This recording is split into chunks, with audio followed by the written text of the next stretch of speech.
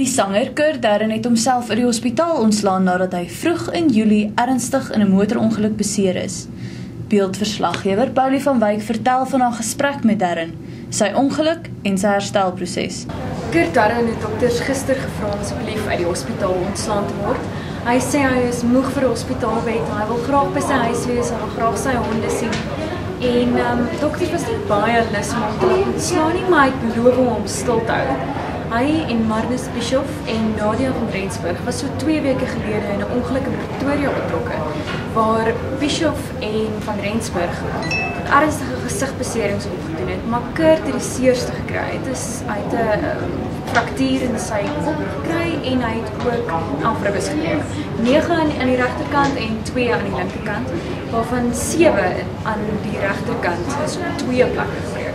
So dis regtig erg. Hy sê as hy loop, dan voel hy hoe skuur die bene teen mekaar. Hy sê dit is verskriklik seer. Hy praat nog 'n bietjie hortend. Jy kan hoor omdat hy 11 ribbes gebreek het en dit is naby sy diafragma, sy tussenribspiere, alles help met asemhaling en om sy longe bymekaar te hou.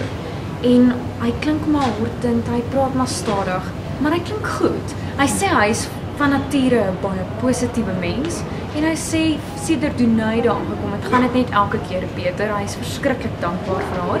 Hy het ook 10 kg verloor, wat baie is, want in die eerste week en 'n half kon hy amper nie eet nie. Sedert Dunai wel daar aangekom het sy hom gedwing om elke dag 'n bietjie te eet en 'n bietjie meer. So hy sê hy is baie dankbaar vir haar en die hulp wat sy vir hom gegee het. Kurt is ook weer vuur en vlam om te begin optree. Hy kan nie wag om te sing nie en hy hoop om weer in Augustus iewers te kan optree. En hy bedank ook al sy ondersteuners. Hy sê dankie vir die boodskappe, dankie vir mense wat vir hom gebid het en aan hom gedink het.